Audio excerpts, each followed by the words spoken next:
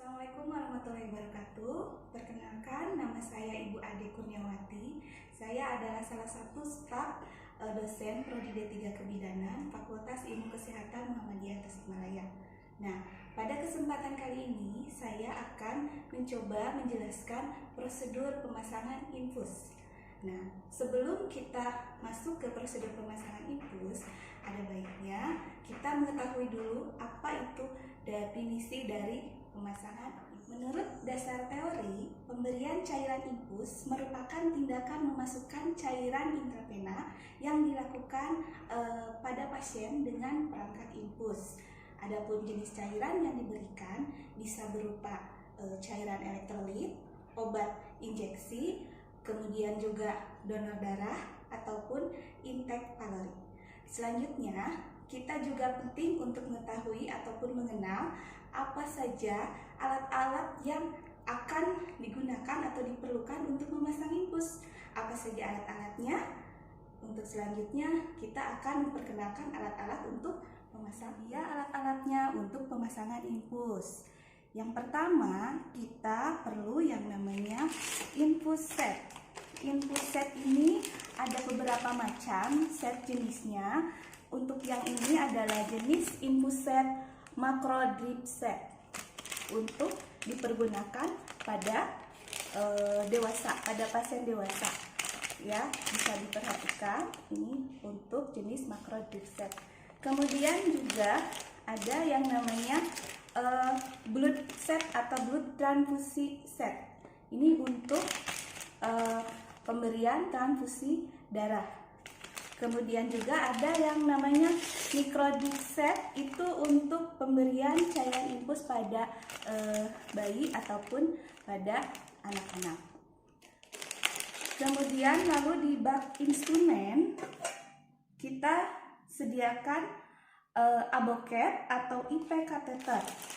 IP kateter ini ada beberapa ukuran. IP kateter atau aboket ini biasanya digunakan tergantung dari pasien dan tujuan dari terapi itu sendiri. Adapun ukurannya kita bisa lihat berdasarkan warna. Dimulai dari misalkan warna ungu. Warna ungu kelihatan ini ukurannya ada nomornya adalah 26. Kemudian untuk aboket warna kuning itu nomor 24. Biasanya ini dipergunakan untuk aboket pasien anak. Kemudian untuk warna biru. Warna biru, yang warna biru ini biasanya ini digunakan untuk pasien dewasa dengan nomor 22. Kemudian ada yang warna pink. Warna pink ini nomor 20. Kemudian untuk warna hijau yang ini aboketnya nomornya nomor 18.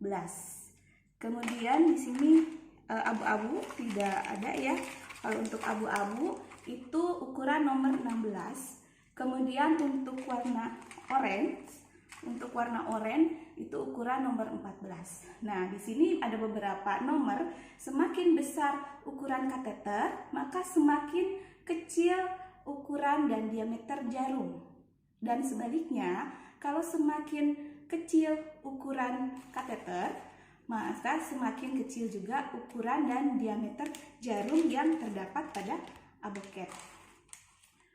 Nah, kemudian setelah kita mengecek IP kateter atau aboket ini, kita lanjut ke cairan infus. Di sini kita menggunakan jenis cairan infus sesuai dengan kebutuhan pasien atau instruksi dokter.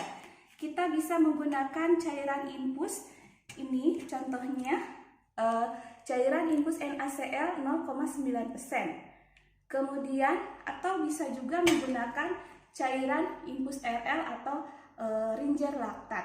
Kemudian juga bisa menggunakan dextrose dan lain-lain, itu disesuaikan dengan kebutuhan pasien atau instruksi dokter. Selanjutnya, untuk menghapus hamakan atau membersihkan area penusukan atau istilahnya desinfeksi, kita menggunakan yang namanya alkohol swab atau Kapas alkohol. Di sini ada 2 macam. Untuk alkohol swab yang ini 1 kali. Kemudian bisa menggunakan kapas alkohol yang disediakan di sini. Nah, setelah kapas alkohol, kita juga perlu mempersiapkan yang namanya plester. Plesternya, ya. Kemudian plester ini digunakan untuk memfiksasi area penusukan agar kanula atau jarum tidak mudah tergeser atau tercabut. Apabila kanula bergerak, maka ujungnya akan menusuk dinding pena bagian dalam, sehingga terjadi hematom atau trombosis. Nah, selain menggunakan plester, di rumah sakit juga sangat direkomendasikan untuk fiksasi infus ini menggunakan IP dressing. Yang ini ya. Kemudian setelah IP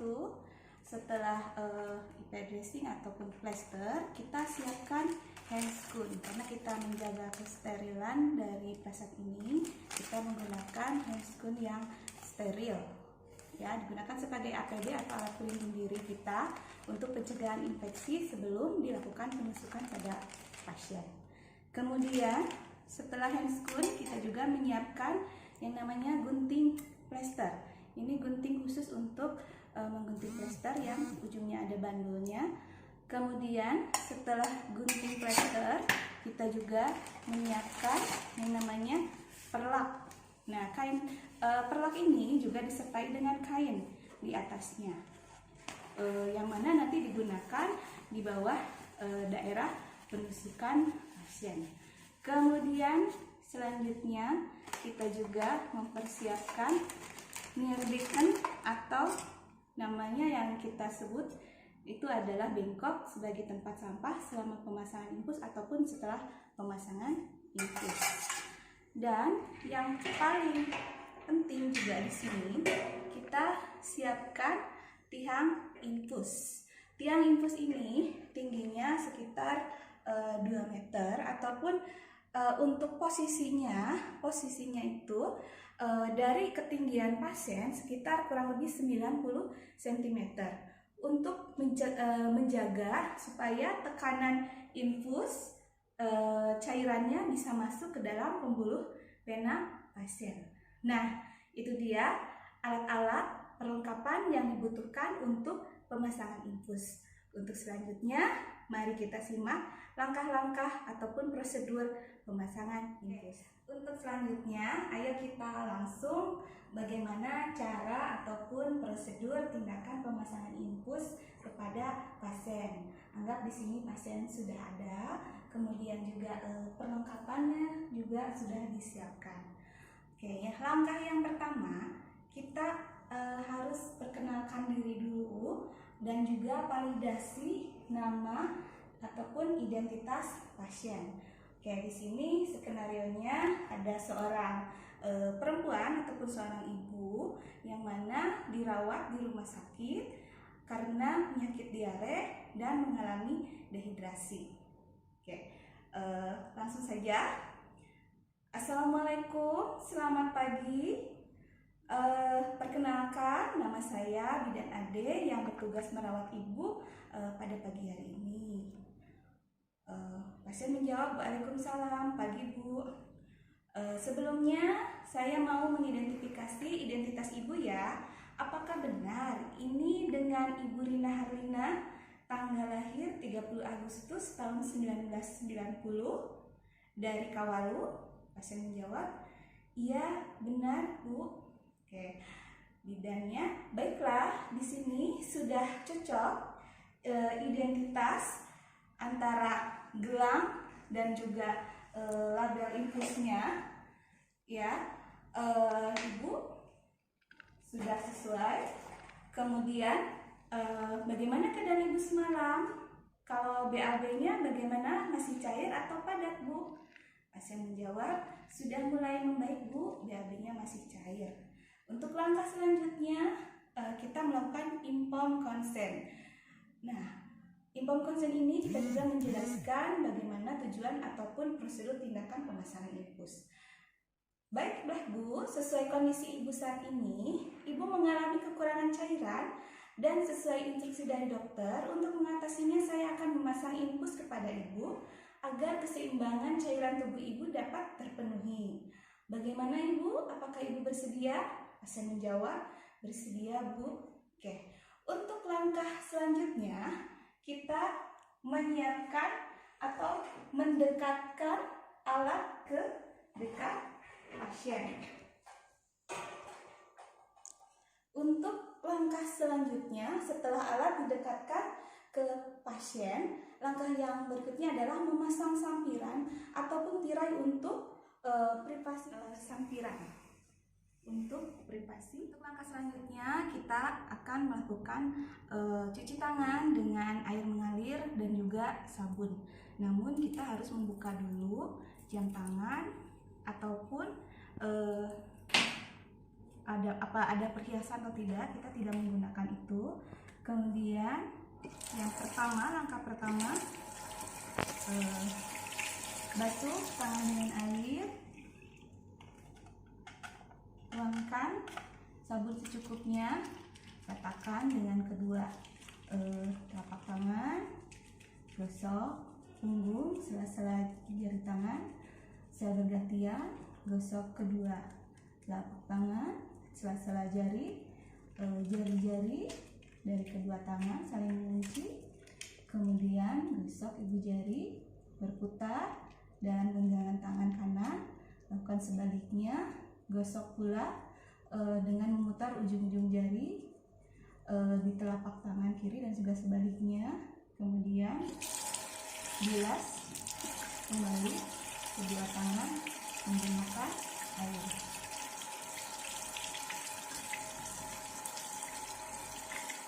Kemudian tutup keran, keringkan tangan dengan handuk ataupun tisu sekali pasang, sekali pakai sampai benar-benar kering. Sudah. Setelah kita melakukan cuci tangan dengan sabun dan air mengalir, dan juga dikeringkan dengan handuk atau tisu, langkah selanjutnya kita akan memasang perlak dan pengalasnya, yang ini di bawah daerah yang akan diinfus.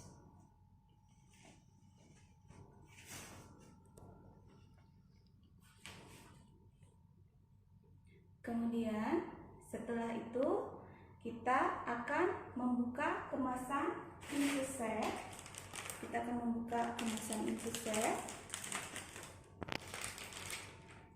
Kemudian kita cek kelengkapan dari infus set itu sendiri.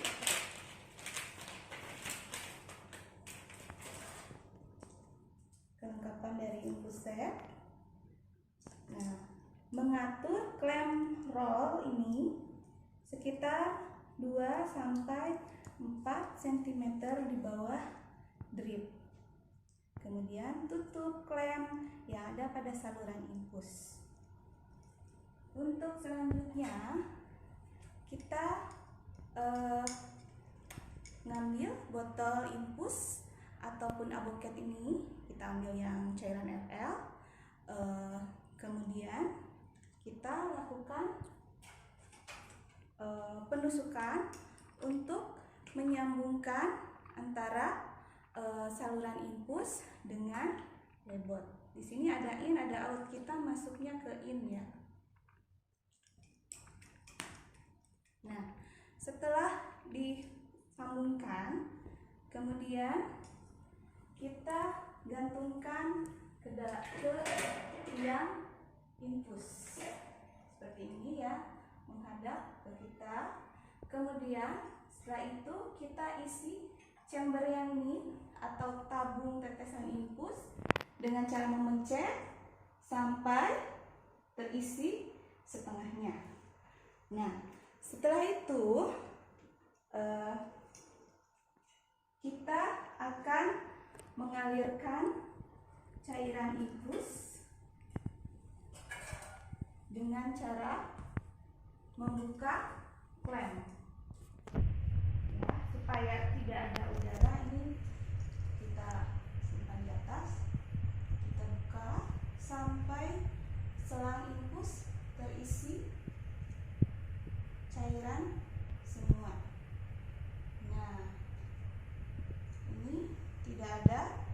udara, ya. Jadi sudah terisi semua.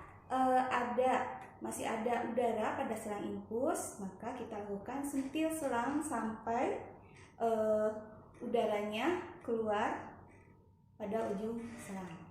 Nah, sudah tidak ada udara, setelah itu kita simpan di infus.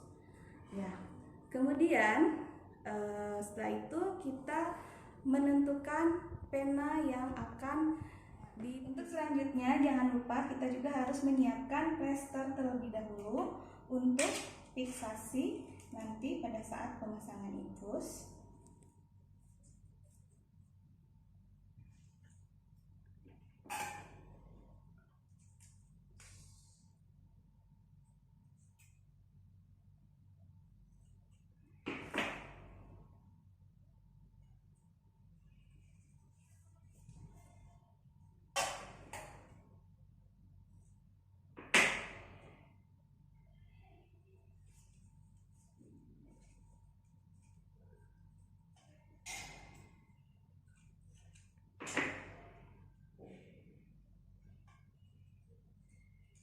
Nah, setelah itu kita akan menentukan pena yang akan ditusuk. Oke, selanjutnya kita akan cari pembuluh pena yang akan diinfus. Cari pembuluh pena terbesar, tidak bercabang, dan tidak ada area pergerakan pergelangan tangan, supaya infus bisa dipasang dengan paten ataupun infus tidak terlepas. Kemudian, setelah menemukan pembuluh pena yang dipilih, ya, misalkan pembuluh penanya ada di sebelah sini, kemudian kita pasang torniquet. Torniquet ini fungsinya untuk membendung pembuluh darah pena sehingga memudahkan pada saat proses pemasangan infus. Dan untuk pemasangannya ini biasanya diukur sekitar 10-12 cm dari tempat di atas tempat penusukan. Nah, seperti ini setelah terpasang. Kemudian anjurkan pasien untuk mengepalkan tangan. Ibu mohon maaf, tangannya dikepalkan, ya. Kemudian swing tangan pasien agar pembuluh penanya dapat terlihat dengan jelas. Setelah pasang torniquet, kita akan menggunakan hand screw. Ini kita buka dulu hand screw-nya.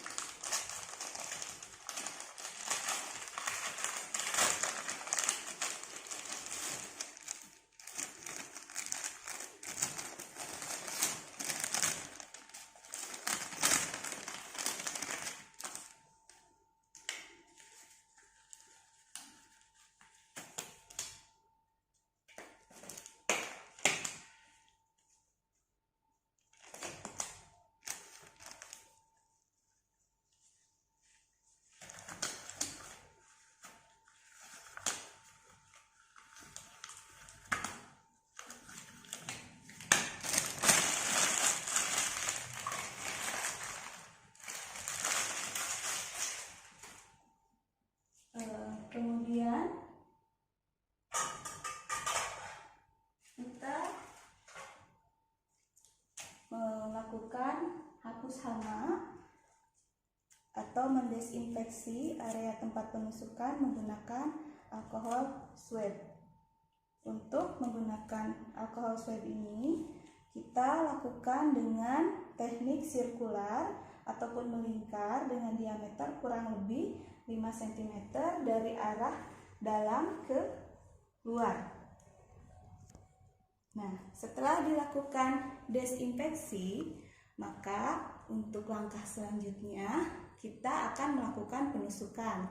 Namun sebelum kita beritahu pasien akan dimulai penusukan atau pemasangan infus, ajak pasien tarik nafas dan membaca basmalah bersama. Sekarang kita akan pasang infusnya ya Bu. Maaf, nanti akan terasa sedikit sakit pada bagian yang akan dipasang infusnya. Ibu tarik napas dan baca basmalah bersama-sama ya Bu. Baik. Nah, di sini kita siapkan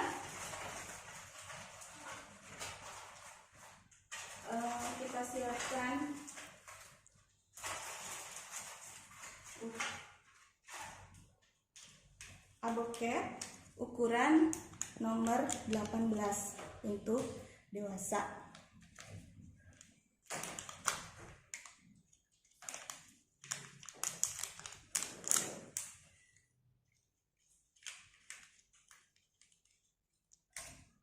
Nah, ini sebelum dilakukan penusukan, kita harus mengukur terlebih dahulu pembuluh penanya dan juga panjangnya dengan jarum infus.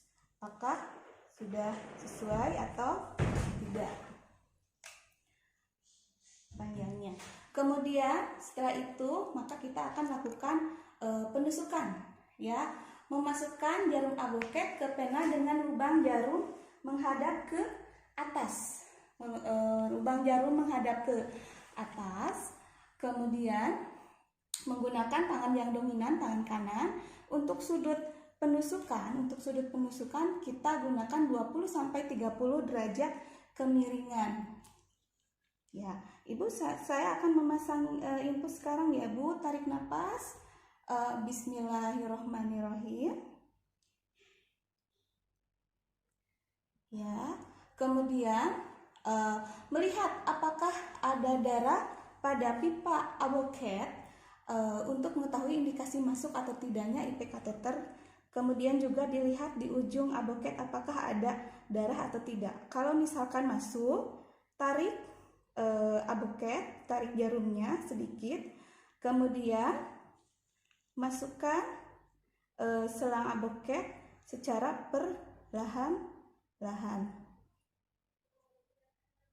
Nah, setelah semua selangnya masuk dan jarumnya diambil, kemudian dab dengan tangan kiri, kemudian kita sambungkan, segera sambungkan dengan selang infus. Nah, kemudian setelah itu buka tourniquet, kemudian anjurkan pasien untuk membuka kepalan tangannya. Nah, setelah itu kita cek sudah masuk atau tidak infusnya. Kita cek kelancaran infus sudah masuk, dan setelah itu juga kita perhatikan apakah ada pembekakan atau hematom atau tidak. Kalau sudah lancar dan bagus, maka selanjutnya kita melakukan fiksasi dengan teknik kupu-kupu. Teknik fiksasi ini gunanya untuk mengikat ataupun merekatkan antara pangkal infus dengan kulit pasien supaya ujung jarumnya tidak terjadi yang namanya pergeseran. Nah, setelah itu baru kita atur jumlah tetesan infus. Di sini kita menghitungnya dengan cara berapa tetes per menit. Kita menggunakan 20 tetes per menit. Setelah itu, nah setelah kita atur tetesannya, ini 20 tetes per menit. Sudah itu, maka selanjutnya kita tutup area penusukan menggunakan kaca steril.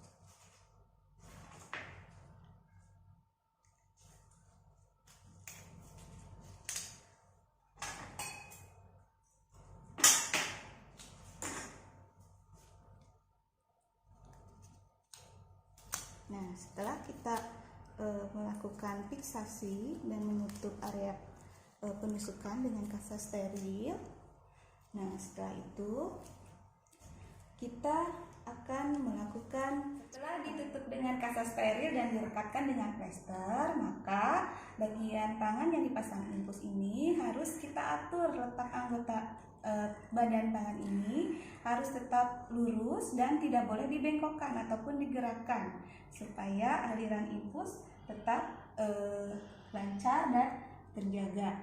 Nah, setelah itu observasi keadaan pasien bagaimana Bu? Sudah pas ya, sudah dipasang. Setelah itu bereskan alat.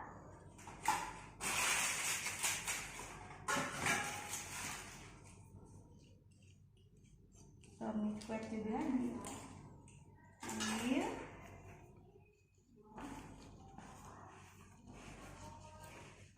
Pengalas juga dibereskan.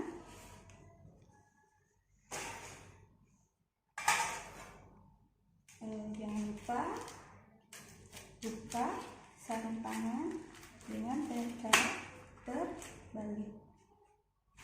Nah, sarung tangan ini juga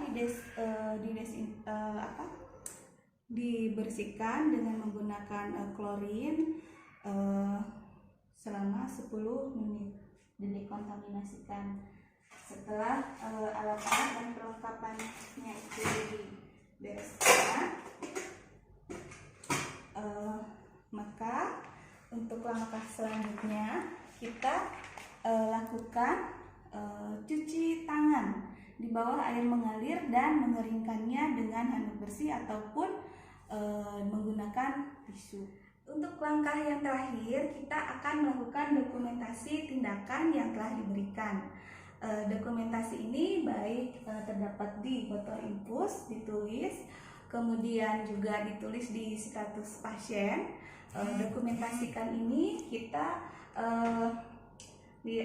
tulis cairan apa yang kita gunakan, berapa tetes, berapa jumlah infus yang dibutuhkan, kemudian mungkin ada obat suntik yang akan diberikan, kemudian kita beritahu pasien bahwa tindakan sudah selesai.